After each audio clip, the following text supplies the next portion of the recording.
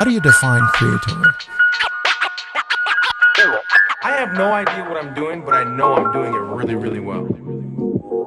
The better or more evolved artist that I've become, I feel like there's a direct correlation between sharpening my instinctual barometer, thermometer, like being aware of like what I instinctually like that, whatever that intentional pull, and listening to that and being able to categorize that, like, okay, which of these options shows promise or shows the most promise to me just because I like it. Rick Rubin impacts me a lot because he opened up, like just listening to his book and listening to that book, which I recommend highly, that sense of, how do I give this more direct to life? That sense of only you have to like it, right? Like only you, that is the only thing. Now, your taste and your curation, like you should be evolving as a absorber of beauty and art to the point where like, okay, this is good relative to my general palette. And like the more evolved you get, the better you should be at identifying this. And so it's a long-winded way of answering like what shows the most promise to you individually. I've seen the highest returns on the other side of whatever a creative, whether it be a painting or a podcast or like, what do I like? Because that is your unique view into the world. Nobody has your specific palette, point of view, curation. It's just impossible. And I think when we leverage that, there's an authenticity that people feel from your art. Mm-hmm. And I can't quantify that part. I just know that when it's authentic and when it's you, that's what people connect with, even if that's not them. But it's you being authentic about that art that is the resonating factor. You know, the thing that makes them like, I don't know, connect. Art can be binary. You either lean in or you kind of shy away. And so, yeah. I get that completely because I remember when I was working on my art channel on social media, initially I was working on my art and the things that I wanted to do. And then when I started gathering a following and people were following for certain reasons, I was like, oh, but I have to continue creating in this way to kind of like keep these people engaged.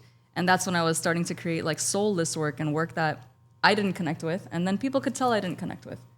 So there's something true to what you're saying where it's like, if you're connected to your work, people feel it. It transmits. Like, you have to be the first filter, essentially, before it even gets anywhere else. Mm-hmm. Like, if you see the subject matter or like whatever you're doing, the project, and you're like, I don't feel it, then like that should be the point where it ends, essentially. Because if you continue with it, even if you do 60, 70, 80%, you know it's not going to be 100% fully passionate expression and final product. Yeah. Like there could be someone else that, I don't know, less talented or whatever way you want to frame it, like has less experience, but maybe feels more connected to it and should do it because they have an actual knack for it or they're in that industry or whatever. That's what they love to do. So I think being able to discern between those things is big. Yeah. Like, and you should, and also no matter what, I think there's just kind of like dialogue or debate that happens, like, are humans part of nature or separate from nature, right? And it's like, how do we fit into that mold? And the reality is, like, if we're all part of nature, we're all somehow connected. We might have like ideas of how we want to express ourselves differently in individualism, but we don't live in silos. We are all products of each other. Like, we're here because of our parents and their parents and X, Y, and Z, and you go down and we all coexist. Like, it's rare that you hear about people that live away from society in general, but they still congregate. You still need the social. So like, no matter what, you being a filter is also you being an extension of humanity and nature. For sure. So that's the way that I view it, at least. With an instinct to show and express whatever that is. So like, I have a quote there. I'll pull it up here. It's like, I wrote it down. It's like, what is it about human beings that since the beginning of time, we've had this innate desire to show, like, to express this art. It was about art. But like, this is literally, we still go to the cave paintings to see the things that people conveyed, the art. Like, so that seems, the creative component in all sorts of directions is so primal. I get really jealous of musicians, for example, because I feel like musicians can tap into this and like trust instinct and go. Like jazz, the right kind of jazz musicians, you watch and it's just like, they're free flow, like on another planet kind of thing. And I actually have this question for you about DJing, because DJing feels like you're plugging in. I was a middle school DJ, so Shout out. But from what I remember, like you can follow like, what do I like in this moment? What, like you're plugging into the crowd, but you're really still like, you have to play what I would imagine. No, I mean, you have to play what you like and what you it's- want. It's kind of is like from a musician's perspective where you're catering to a crowd, but you can't just show up and do the same set every night, because there's something different about every night, every crowd, every venue. So you're tapping into what's happening, what's not working, like what big parties are there, what small parties are there, the demographics. So it's like all these factors, and then just even where the venue is located, like, you know, the age, all these things. So you're kind of riding a wave of what's going on in the night, and then you're putting your creative spin on it, your taste. Also, like, I mean, it happens to a lot of DJs, I'm sure musicians, but like, or any creative in any field, where you think because you like something, like they might like it, but sometimes you have to separate yourself of like, yeah, I like it for this reason, but they're not gonna connect with it for that reason. Like I've done that a million times where I think a song is like, I'm obsessed with this song, and like when they hear it, they're gonna like, oh my God, it's gonna be amazing, and it's like, it falls flat because like they weren't hearing it 100 times in the car on the way up. Context was different. Yeah, or like a big song that popped off because of a show or a movie. Maybe they didn't watch it. So what's your mood? Like, what's your process? Like, is it scripted out for the most part, or is it totally like plugged into whatever I feel in the moment? I mean, it depends. Like sometimes you kind of have to be scripted out in a sense. You have to like have a blueprint that you got to stay within, but then you can get creative within that. And then there's some places, some nights where it's like, no, like do your thing, whatever you feel is going to work. Where sometimes even if you're not trying to be creative and different, it's just like the crowd is so tough to read that you have to like work. Like I call it like, oh, tonight I'm working. Yeah. Because like I have to analyze every facial expression. I have to see how people are moving, because sometimes the crowd just doesn't want to move. And then when you get a large percentage of a crowd that's not moving, then other people feel like they shouldn't move. And so you have to like win the crowd over.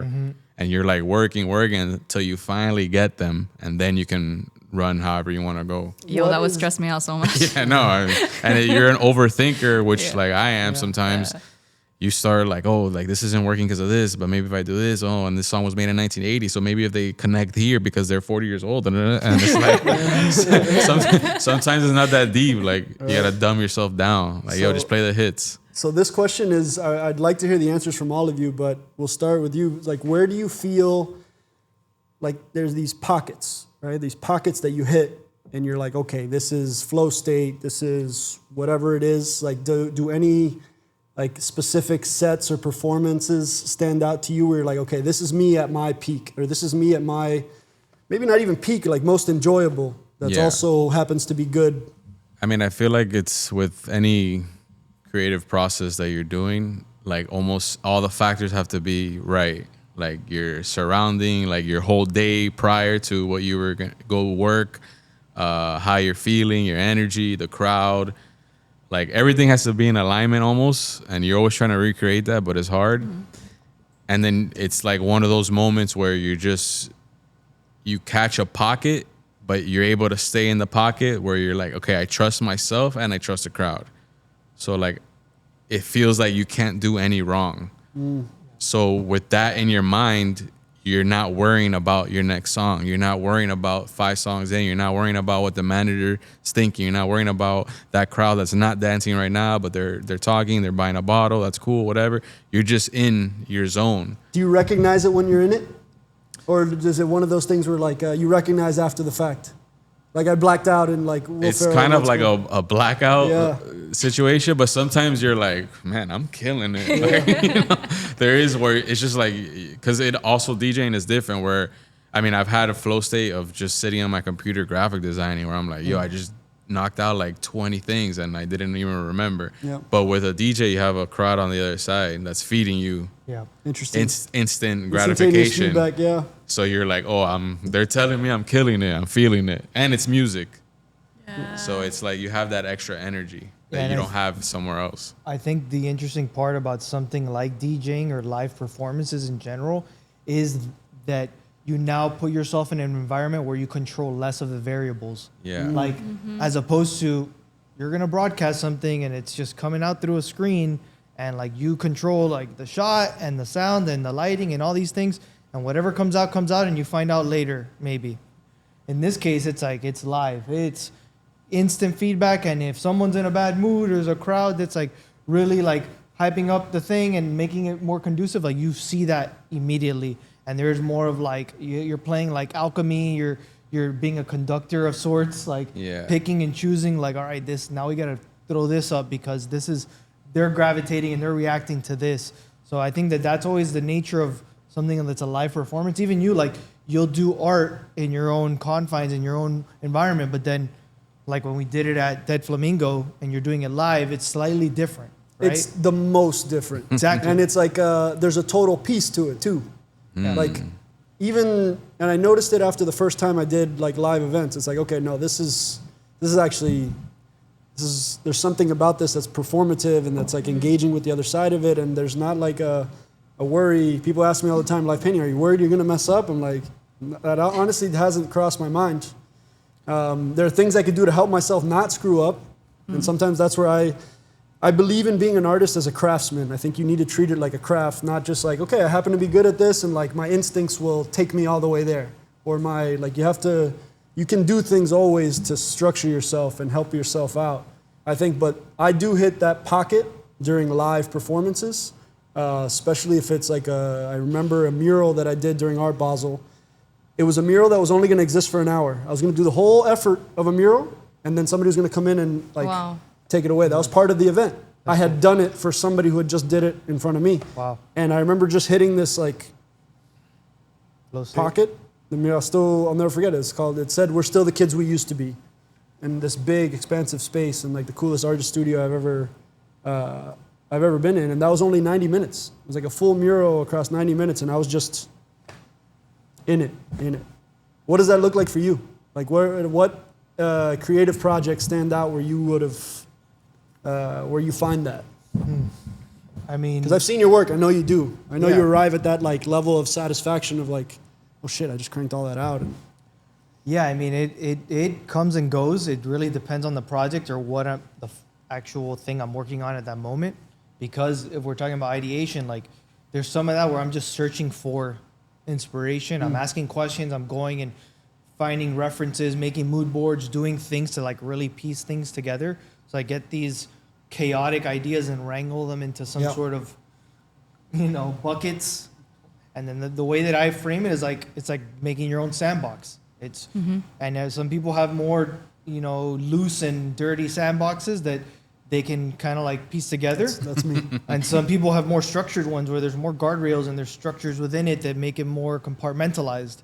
And for me, I start with the mess and I try and start organizing. I'm good at tidying up. I'm good at like finding ways to like, all right, we got all this, but like let's focus on these salient points, focus on these things that are like key things to like call themes or trends or whatever we want to like hone in on. And I feel like I find my stride there once like you start bucketing and or organizing things and you're like, all right, now I'm starting to see where this could go.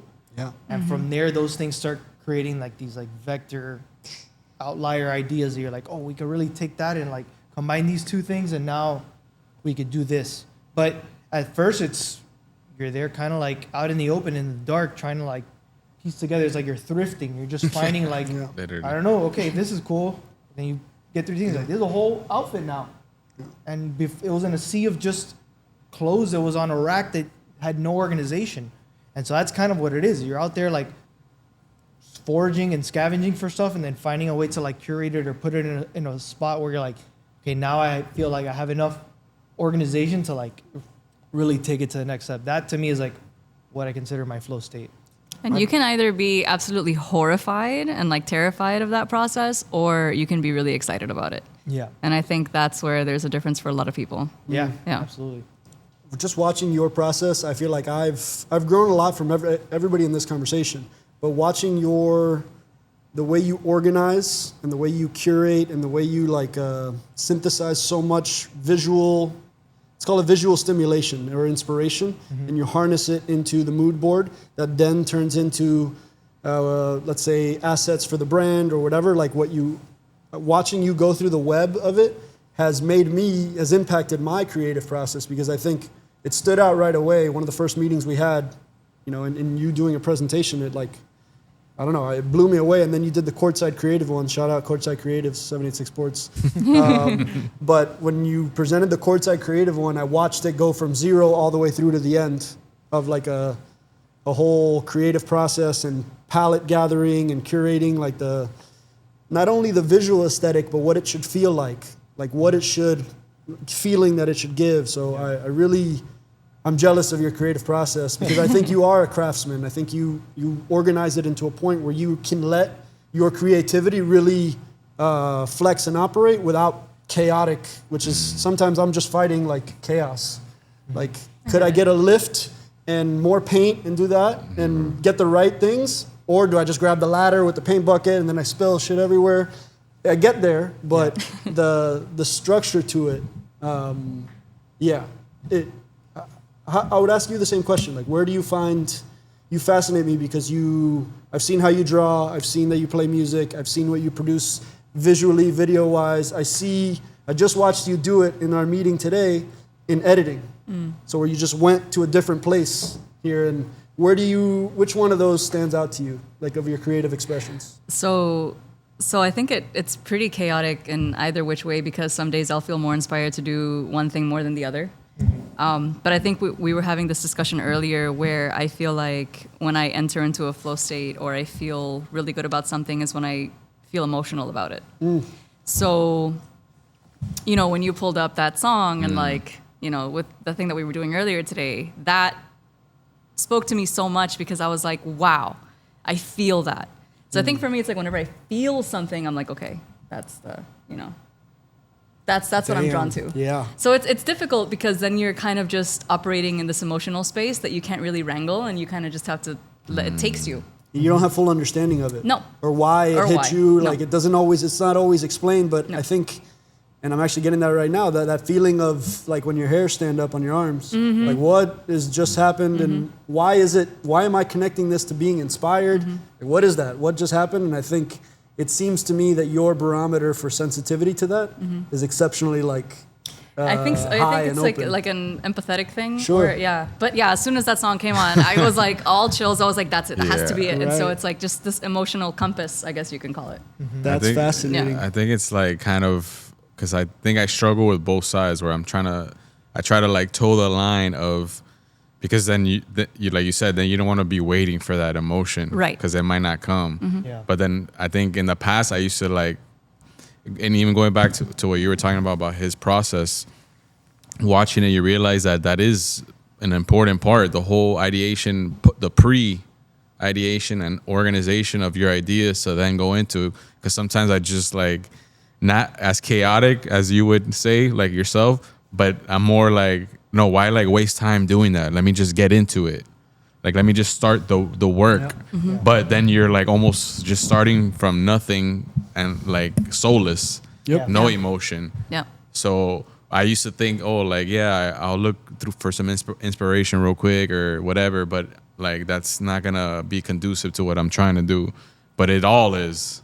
It's just kind of picking when, all right, this is calling me on my emotion. This is calling me on an idea. This is exciting me in some way. Let me go with this.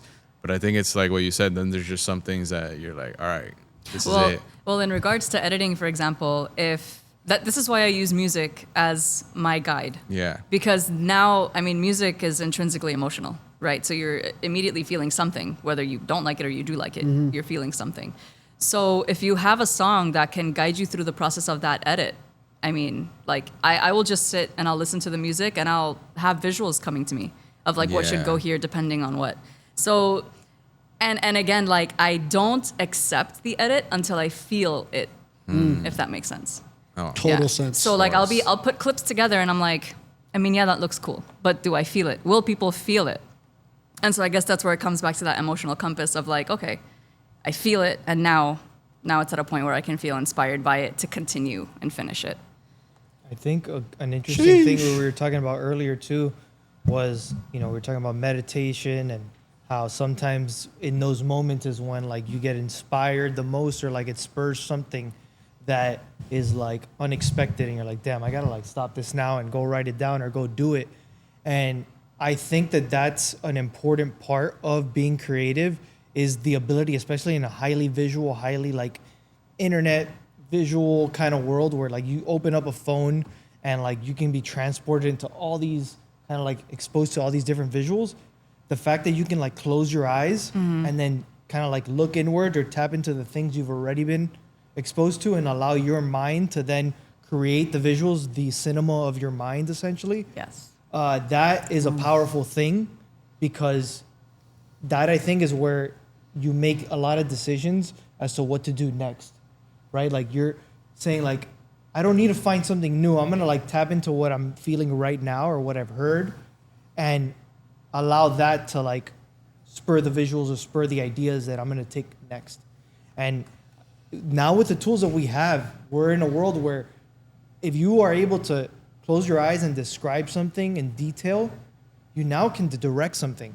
You can use tools like I know what kind of like sound or music I want to attach to this. I know the subjects and the scene that it's in. I know what they're wearing and I know what they're doing. And the more details you can add to that, I know that it smells like a butterscotch.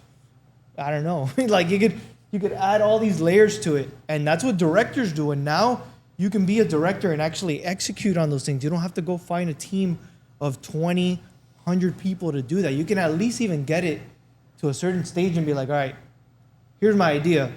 And you find experts and specialists that can like really take it to the finish line from there.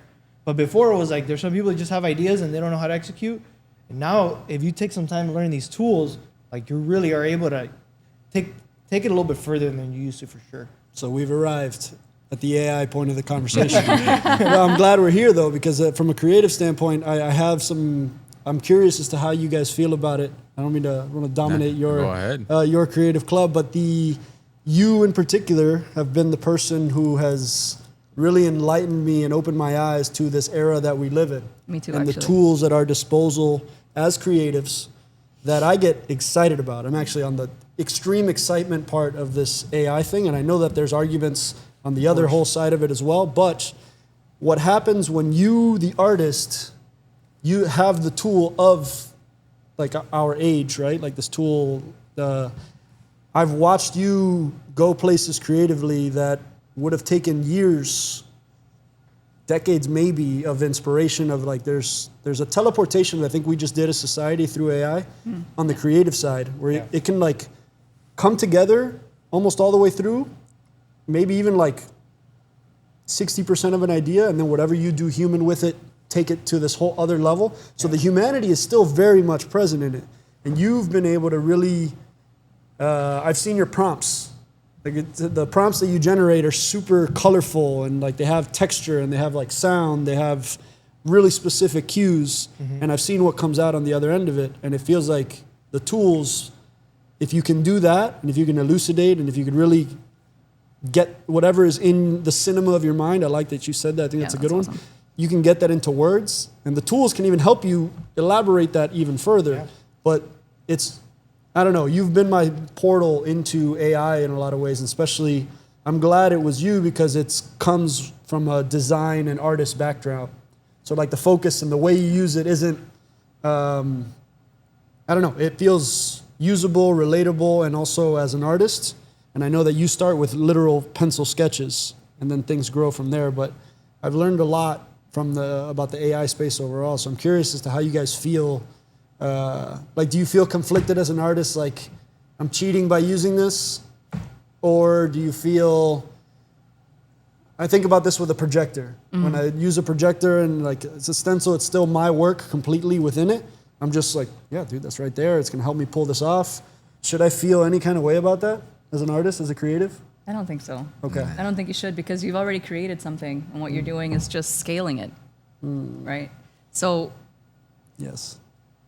so honestly, when we first arrived at this new era, I was a little bit conflicted, rightfully so, because I'm like, well, what's happening here? Like, it's just stealing art from people that have created already, and like, we're not creating anything new. And like David showed me that's not necessarily true, because like he's taking his work, putting it through with his ideation process, and sure, he's taking inspiration from here, from there, but he's still creating something new. And that was like, I think, the first time I saw someone doing that. Generally, when you see someone using AI, they're using AI to just, I'm sorry to say, but to like rip off other artists or to rip off things that exist because they can't ideate on their own or because they can't execute on their own. But seeing it used in a different way has made me feel differently about it, for sure. Where I'm like, okay, this can be a brainstorming tool. Okay, this can be a tool that can take my idea from where I have it in my head. Maybe I don't necessarily know how to execute, but it can help me execute now. So there's still a way to create using that. And I think that's where my conflict was. And so that's been solved. I have no conflict whatsoever Yeah. at all. I feel like everything is already a remix of a remix of a remix of someone else's original idea. Right. So this is just like hyper focusing that. Interesting. Obviously now you have people, like you said, that rip off other artists, but that stuff comes in trends and phases, and it just goes, you forget about it the next week.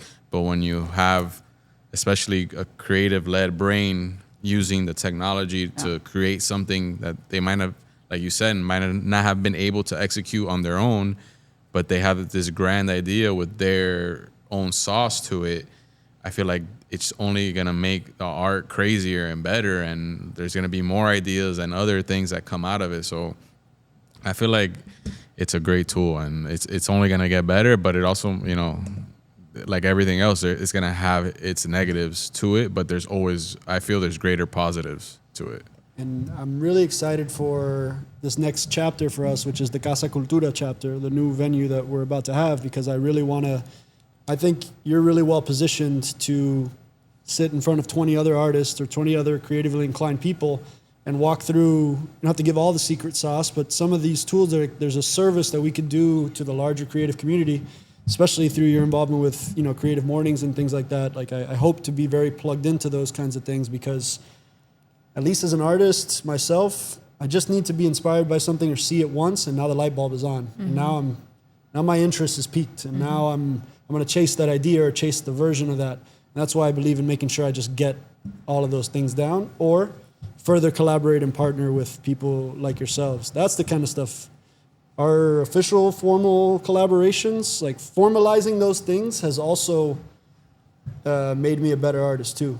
Like actually, not everything being such a loose artistic arrangement. I've seen that side of it too. And us as artists, there's a spectrum of this community, or a side of this community, that is just art for the sake of art, like pure. I envy it sometimes, but I also like when art feels commercially viable, when it feels like we can leverage these creative tools, these creative skill sets to actually be real business. And I think that's all going to come together in this new kind of evolution or chapter for us, new location. Shout out Casa Cultura. And for me, just to touch on the AI subject and really like why, you know, people feel a certain way about it. The things that have made me feel more at ease with using it is I still think about going back to music. Someone takes a good sample, they distort it, they do their own thing to it, they add it with other things, and they create masterpieces out of it. They sometimes blend multiple things, and it's like a new work of art based on a snippet, a couple bars of someone else. And it's like, that's also, you know, we have layers of sediment on the ground that have been built on dirt and then concrete and then rocks and all these things. And literally you can go to other countries and see the layers that have been, and that's really humanity and life in general. And it's like, I get protecting IP while an artist is alive, but guess what? If I die tomorrow and my art is now protected and that's it, like it's locked up, nobody can touch it. What is that worth for humanity? Wow. Like we're on borrowed time. We're here living and learning off what other people have done. You can't extract that. You can't like silo yourself and vacuum seal it. So in reality, like you said, everything in some way is a remix because you have to learn from your past and from your present and hopefully leave it in the hands of the next generation to do something with it. If someone is copying your work, it's because it's so awesome that it has resonated with people and generations in the future and today. So that to me is the way I look at it. I'm like, Van Gogh will live on forever. He will always be tied to that style. Yep. And they could copy it all they want. Right. But that just means he inspired a generation. He inspired people to do it. Doesn't mean that there's a new Van Gogh. Yeah. It's like now they might have been inspired by that and they're going to do their own art. Yeah, that's how I feel about Keith Haring, to be honest. Like it's a definite, shout out Keith Haring, because there's a definite influence. Yeah. I feel like I'm a descendant of whatever original tree he's from that we think this way. But if somebody just like, oh, it's like Keith Haring, it's like, yeah, but it's also very much not either, right? Yeah. Like, and it's very much, and I think that Keith Haring, if he's the artist I think he was, would prefer it that way. That sounds like the most amazing shit ever. To leave this thing once you're not around anymore on our borrowed time. Like, for art lives on. Art has like it cuts through generations, and my ultimate fantasy is that the estate of the things I did during my art career, if they're helping generations of my family in the future live, survive, thrive, that's like things working in best case scenario. So it's very much a driver of mine. You see the same thing in architecture too. 100%. Frank Lloyd Wright, and then there's disciples of Frank Lloyd Wright. In Florida, Alfred Browning Parker is someone that's, and literally the home that I'm in now has someone that studied under him. Right. And so like seeing that through line, and you can see like, oh, there's features in this house, there's things that they learn from that. Like, I don't think that should be a knock. I feel like, hey, we found and pointed at things that we feel like that is good design or that is good taste, and we want to take that and do it in a different environment, do it in a different context, and apply it to whatever it is. But to me, that's what it's all about. It shouldn't just be this idea that we all want to be so original. Yeah, that's also a faulty belief because you aren't original. You are a derivative of two people at some point. Right.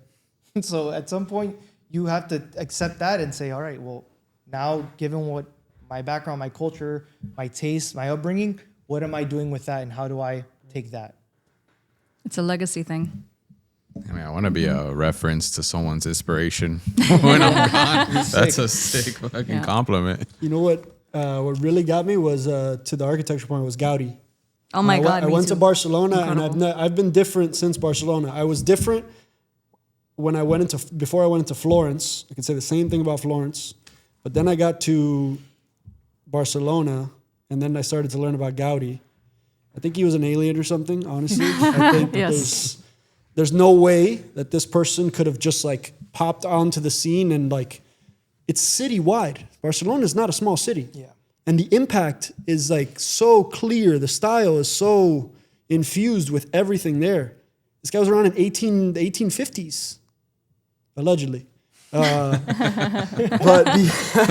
it's another podcast. But yeah, it is another podcast. But the impact of the architecture component is really powerful. I've actually grown to be as an artist, more of a fan of architecture even than paintings. I think architecture has a staying power that's just profound, really, really profound. And so, like Frank Lloyd Wright, like that kind of stuff really, even things that you associate with across the world, like the Sydney Theater or the, I don't know, to me, I went to St. Patrick's Cathedral in New York City not too long ago, and I left that place like, oh my God, what the hell is this? Like, who did this? You know, it's like Zaha Hadid and her work too. Oh, I'm not building familiar. in downtown too.